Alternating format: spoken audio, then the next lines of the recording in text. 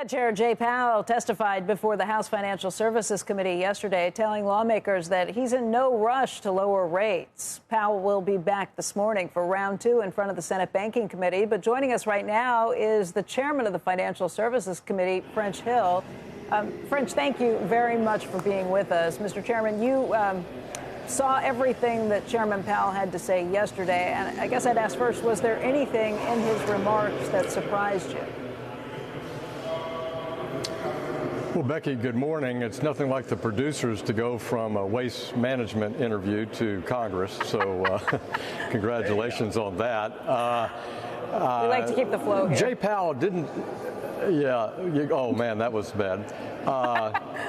Jay Powell did not say anything that surprised me, but I think he reiterated a few facts that are important. One, he talked about the importance of regulatory balance. We welcomed Mickey Bowman to the committee and that we want to get supervision and tailored regulations back on track. I think he gave positive indications that was the plan for the Fed. And then he talked about that the economy was solid, that it was growing, and that the labor market conditions were good, and that it appeared that inflation was receding and that inflation expectations were anchored, but that the committee was not quite sure. I thought that sounded like to me that it's setting up for actually, a rate cut as opposed to being pessimistic about it. And of course, we've had a couple of voting governors say that they would be supportive of a rate cut. Chairman, the president has been very outspoken about his desire to see rate cuts coming. I think just in the last few days, saying he'd like to see 200 to 300 basis points brought down in those rates. You have always been somebody who's been a little more hesitant. In February, you were telling the Fed that they need to really keep their eye on the inflation bill, and you basically think there's only one mandate that should exist, and that's to watch inflation, not necessarily worry about everything else, that everything else will flow from that. Do you think the economy is in a position where we should see rate cuts right now? Well, again, I think the chairman reported that he wanted to be data-driven. I think that's the case. What I heard him say, though, was with strong economic growth, with labor market conditions still in good shape, and inflation coming down and inflation expectations close to, I think, being anchored closer to that 2%. The uncertainty that he expressed was what he thought might happen or might not happen in tariffs.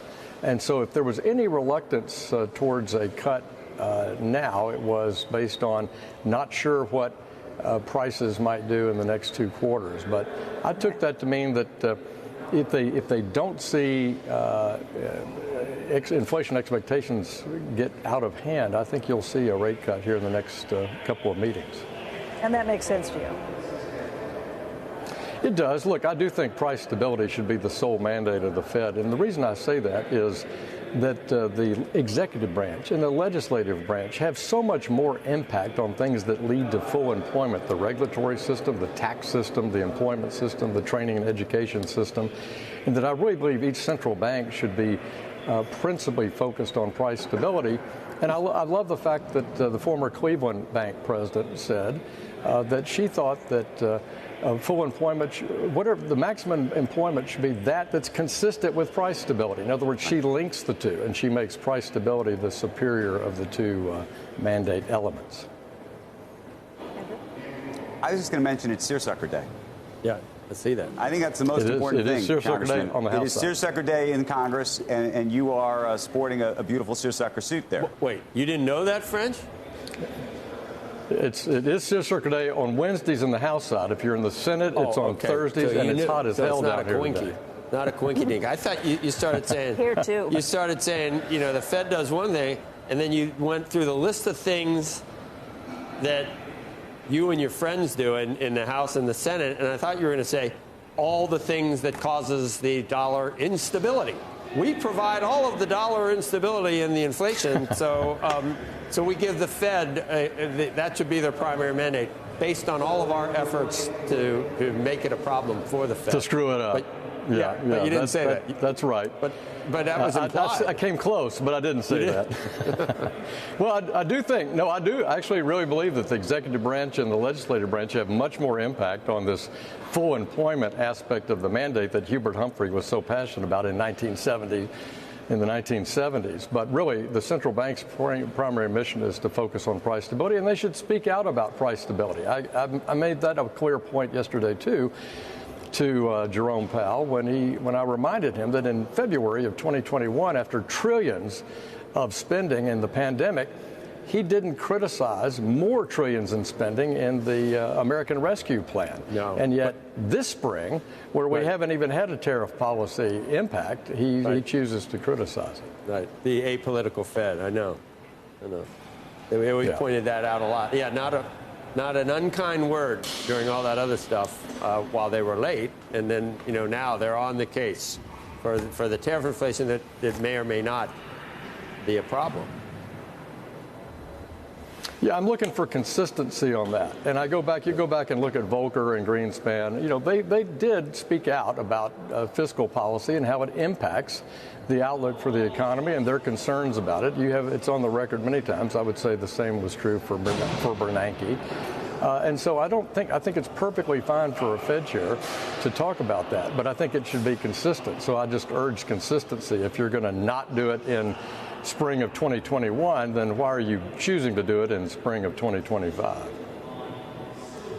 Chairman, yesterday, Chairman Powell was asked about some comments that Jamie Dimon made recently, where he said that you're going to see a crack in the bond market based on what we see with the worsening fiscal picture for the United States. Powell himself said that he didn't want to say things like that. He doesn't think that's happening, and the Treasury markets are functioning well. Do you have concerns about that? I think we have an outstanding new task force this year led by Frank Lucas of Oklahoma that's looking exactly at that. They're evaluating monetary policy since the financial crisis, but they're also looking at Treasury market resilience in the face of very large budget deficits and looking at some of the things that we've experienced in the Treasury market, either here recently in April during the tariff situation or in previous episodes. And I would say the Treasury market is resilient. The Fed today will be having a meeting looking at the supplemental leverage ratio, and could that provide some relief to intraday liquidity? They waived that during the COVID-19 crisis.